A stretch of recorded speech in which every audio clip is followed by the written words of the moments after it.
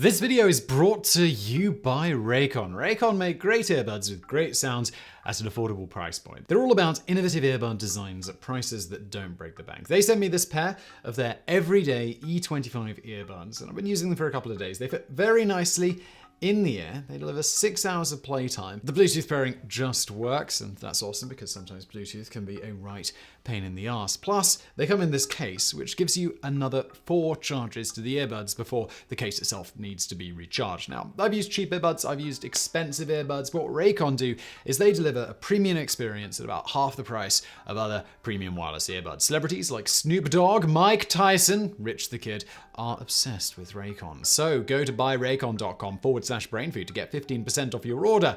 And let's get into today's video. Has this ever happened to you? You are presented with something unbearably cute, a puppy, a baby, or maybe a kitten, and you're suddenly gripped by an overwhelming desire to pinch, squeeze, crush, or even bite the little thing. No? This is a thing? You clench your hands, you grit your teeth, and maybe even let out an audible growl. This really happens to people?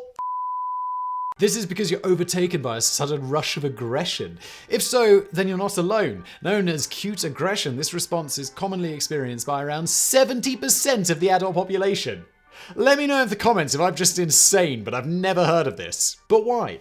At first glance, cute aggression would appear to be evolutionarily maladaptive, increasing our chances of harming the very things, whether human or animal, that we're supposed to be taking care of. However, recent behavioural and neurological research suggests that this apparently contradictory response may be more psychologically useful than it might first appear. While the English term cute aggression was first coined in 2013, the phenomenon has been known about for much longer, and many languages even have a specific word for it. For example, giggle in Filipino Tagalog, garam in Malay, gamas in Indonesian, and muklavat in Czech. In behavioral terms, cute aggression is what psychologists call a dimorphous response, in which a positive experience elicits a response usually associated with negative emotions and vice versa.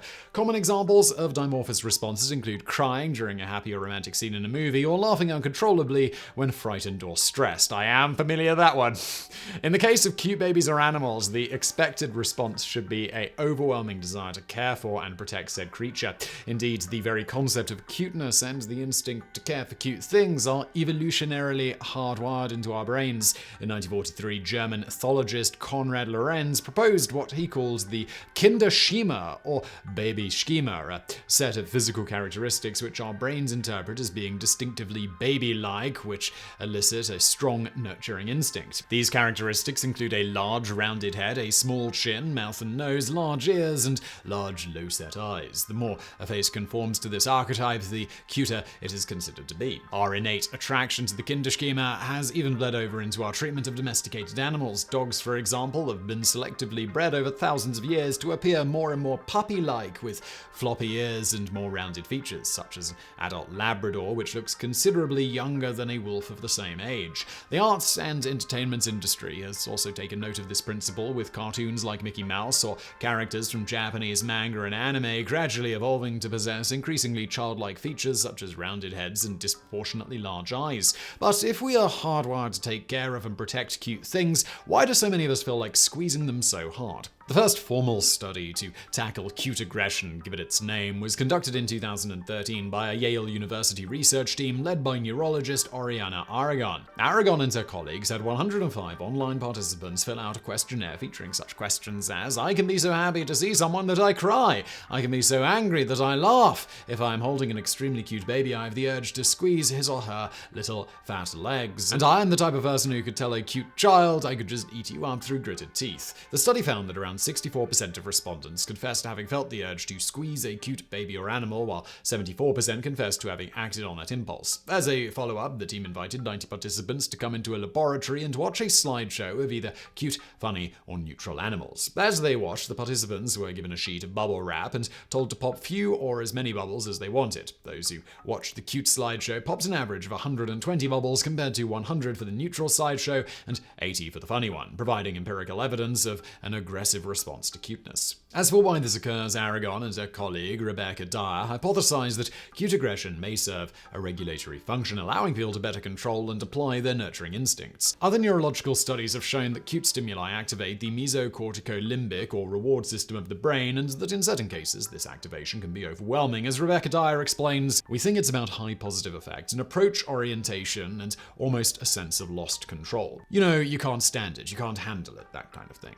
According to neurologist Katherine Stavropoulos, in a caretaking situation, such an emotional overload could prove detrimental to the child being cared for. She says, a baby can't survive alone, but if you're so overwhelmed by how cute it is and how much you love it, then you can't take care of it, and that baby won't survive. Aragon and Dyer thus posit that cute aggression might serve as a check to such intense positive feelings, preventing the person from becoming overwhelmed. They state, it might be that how we deal with high positive emotion is sort of to give it a negative pitch somehow, that sort of regulates, keeps us level, and releases that energy. It could possibly be that somehow these expressions help us to just sort of get it out and come down off that baby high a little faster. To determine whether such a regulating effect was indeed present, in 2018, Stavropoulos and her colleagues at the University of California, Riverside, conducted an experiment in which 54 participants were exposed to images of both younger and older-looking animals and babies, some of which had been photographically manipulated to make them especially cute. Prior to the experiment, participants were given a questionnaire similar to Aragon and Dyer's, asking whether they had experienced any common dimorphous reactions in the past, while afterwards they were asked to describe their emotional reaction to the baby and animal images.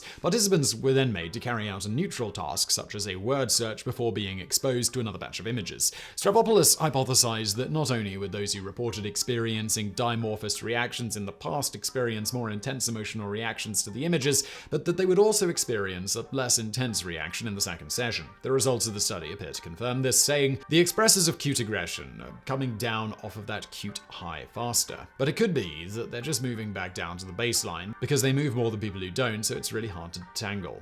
To study the neurological underpinnings of the cute aggression response, Stavropoulos next wired the participants to an EEG or brainwave monitor and monitored their responses as they watched the baby and animal images. She observed a strong event-related potential or ERP signal, which appeared to confirm the results of the earlier study, being strong in those who are prone to other dimorphous reactions and weaker on average in the second round of image exposure.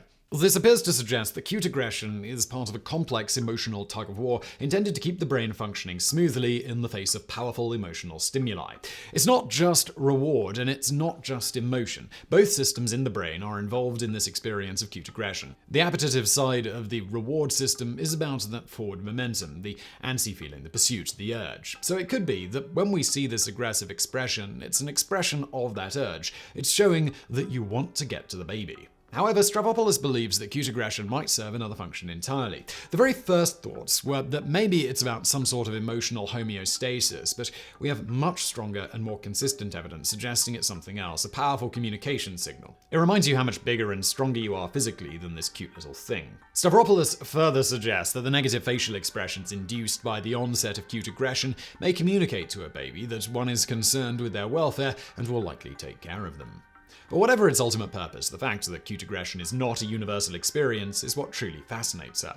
When I describe the phenomenon to people, I usually see that about 70 to 75% of people nod immediately and know exactly what I'm describing and have experienced it. They think, this is weird, I'm probably the only one who feels this way, I don't want to hurt it, I just want to eat it. The other 25 to 30% look at me strangely and have no clue what I'm talking about or why anyone would feel that, like this guy. The remaining 25 to 30% may also offer valuable insights into other more serious psychological conditions such as sociopathy, psychopathy, or postpartum depression. Oh god. Oh yeah. All of these involve difficulty feeling empathy or nurturing instincts. I don't feel I'm particularly bad at that. Cute aggression may also help explain certain aspects of autism. As Stavropoulos explains, there's a lot of literature about people with autism having service dogs with huge success, or having horses they really connect with that help them understand the social world. Maybe they feel the strong caretaking urge, but don't feel overwhelmed, and that's a strength of theirs. The upshot of all of this, however, is that as odd as it might feel, cute aggression is entirely normal. As Rebecca Dyer reassures us, we don't have a bunch of budding sociopaths in our studies that you have to worry about. Good. So go ahead, squeeze that adorable puppy. 70% of you know you want to. So I really hope you found that video interesting. If you did, please do smash that thumbs up button below. Don't forget to subscribe. Please do check out our wonderful sponsor, Raycon. And thank you for watching.